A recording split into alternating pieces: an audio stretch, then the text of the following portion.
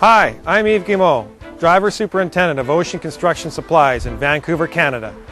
I am currently standing on the south bank of the Fraser River, one of the most prolific rivers used by migrating salmon in North America. Before the construction of the Alex Fraser Bridge 20 years ago, it became apparent that the builder and their suppliers would have to plan to mitigate the environmental impact of construction of this bridge on the fish that travel below the crossing. Ocean and our customers experimented in designated washdown zones, wash bins and buckets supplied by the contractor. Although effective in controlling the waste that was generated by the concrete trucks, they proved very expensive to maintain. They did not also address the central issue of the disposal of the high pH slurry water. In order for us to properly service a construction site, such as the north expansion of the Canada Place cruise ship terminal, we had to design a system that would completely contain all of the wash water that is generated from the delivery of concrete.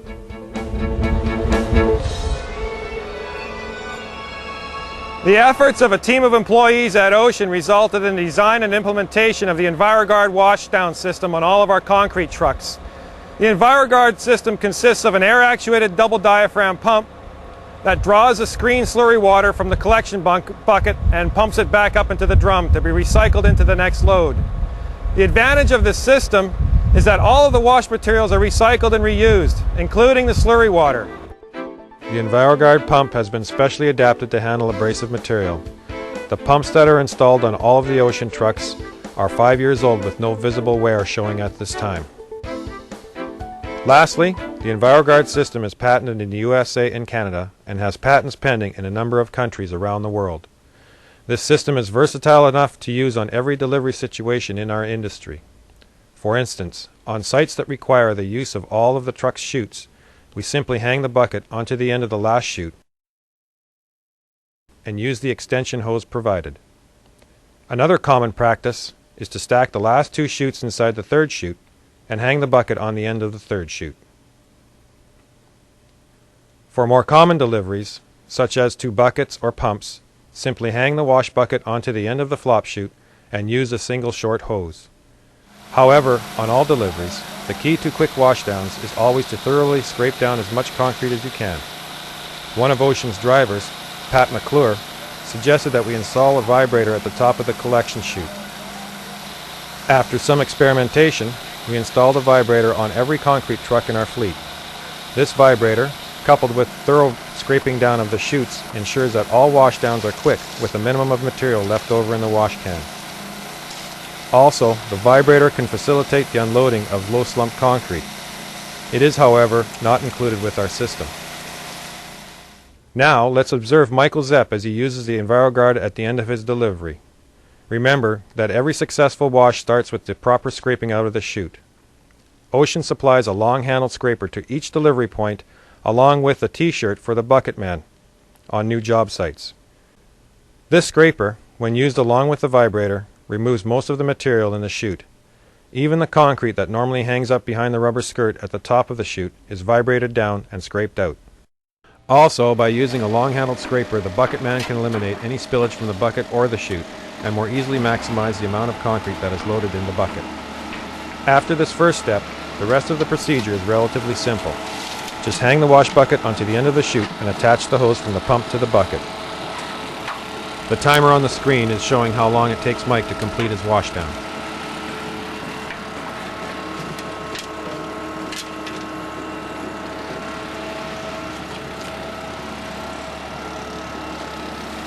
Do a normal wash, starting from the top and work your way down to the bottom.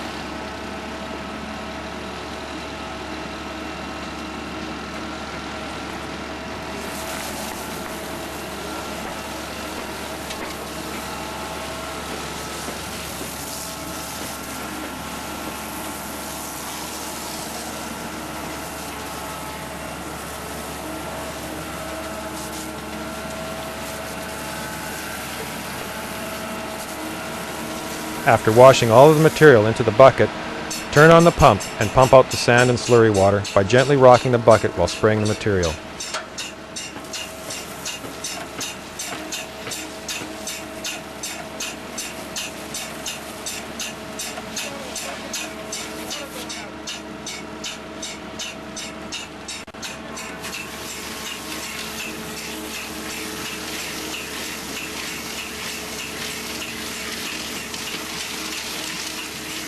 Once the liquid is gone, you can see there is only clean washed aggregate left in the bucket.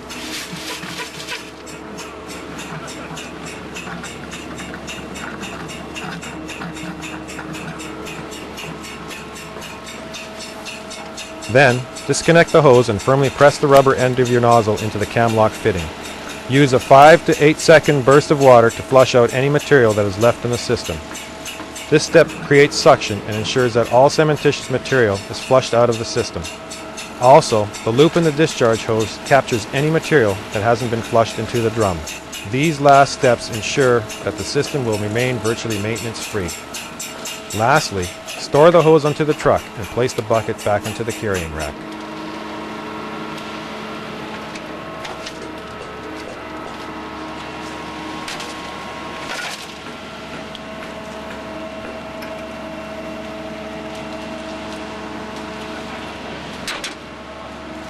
Well, the beauty thing about this system is you can wash down anywhere. I can wash down on the side of the street as long as it's in a safe area. I can wash in a parking lot. I can wash in a designated wash area. It doesn't matter. So Ted, in the winter, what do you do to prevent the system from icing up? All you do is unhook your lines, turn your pump on for 5 or 10 seconds just to drain the water out, leave your hoses hanging, and it's done. On the newer systems, they have a petcock underneath. You can just open it up and drain the system down. Just one more thing. This truck wash system is not a reclaimer.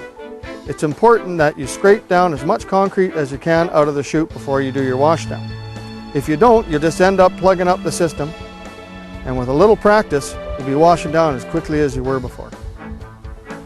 At Ocean, we are committed to responsible care of the environment.